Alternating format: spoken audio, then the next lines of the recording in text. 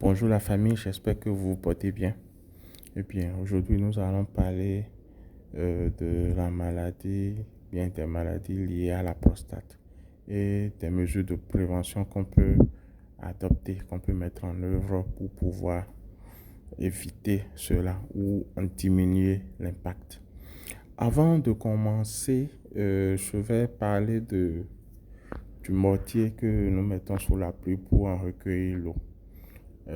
Ceux qui le font savent déjà à quoi cela sert, mais j'ai parmi ceux qui lisent ou ceux qui interagissent un ami qui est téméraire et qui expérimente aussi beaucoup de choses. Il a utilisé cette eau pour se laver et il a observé deux choses.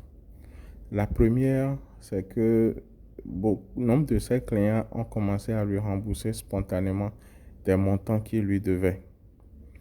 Le second truc, c'est qu'il y a des mots qu'il traînait depuis un certain temps qui ont été extraits, je pense, suite à ce bain qu'il a pris. Je pense qu'il va continuer à le faire tant que faire se pourra. Bien. Pour en revenir à la question de la prostate, les mesures de prévention sont multiples et on peut les faire en faisant des exercices comme ceux de Kegel, comme la planche, comme la chaise, comme le squat traditionnel et tout.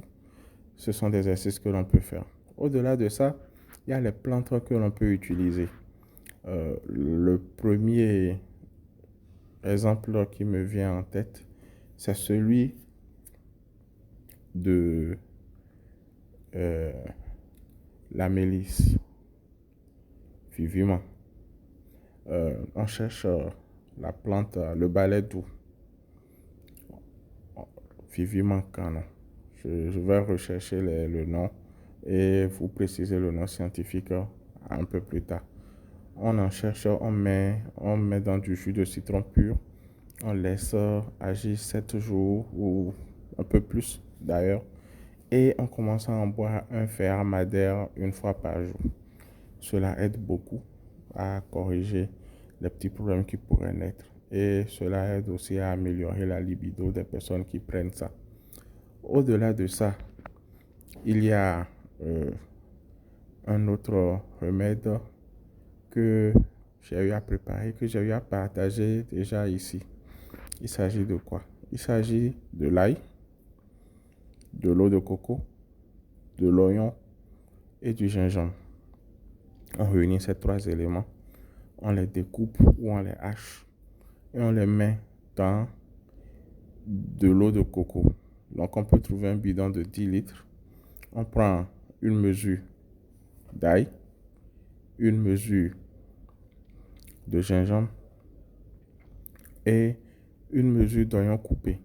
Ça peut équivaloir à 7 ou 8 gros oignons à peu près. Donc on découpe le tout, on hache le tout, on met dans le bidon et on verse l'eau de coco dessus.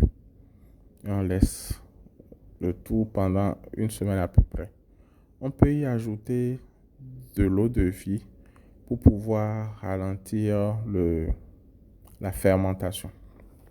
Et une fois que c'est fait, tout ce qu'il y a à faire, c'est de filtrer cela et d'en boire un verre à madère 1 à 2 fois par jour.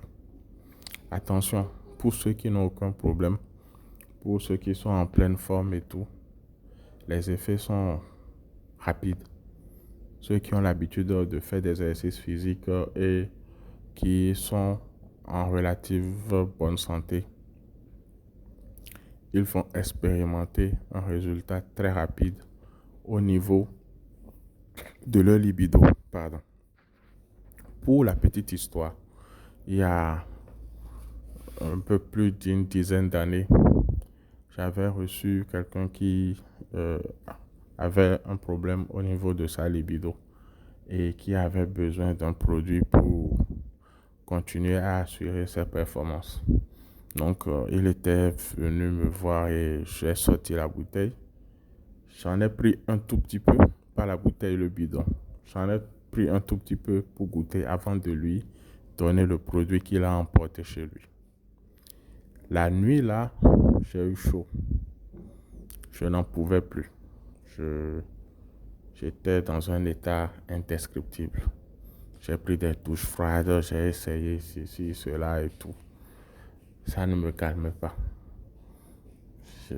Mon téléphone a beaucoup chauffé cette nuit-là. Malgré cela, rien du tout. J'ai dû prendre la voiture, me balader en ville pendant un bon moment avant de rentrer, sans avoir été satisfait. Donc c'est pour prévenir ceux qui seraient célibataires et qui voudraient l'expérimenter, qu'ils fassent attention. Il faudrait que vous ayez un partenaire sûr et fiable. Voilà. Donc, vous avez là 2 recettes simples et efficaces que vous pouvez mettre en œuvre, qui sont à votre portée et que vous pouvez utiliser assez facilement. Tout à l'heure, je parlais de viviment canon. Je ne sais plus si c'est mélisse ou si c'est réglisse, mais j'espère pouvoir faire la précision dans le descriptif de la vidéo ou bien du message audio. Pour ceux qui sont natifs du Bénin, vous savez déjà de quoi je parle. Pour tous les autres, bien, vous aurez le nom scientifique dans la description de la vidéo. Allez, restez en santé. C'est Pérez Perotossi à votre service. Bye bye.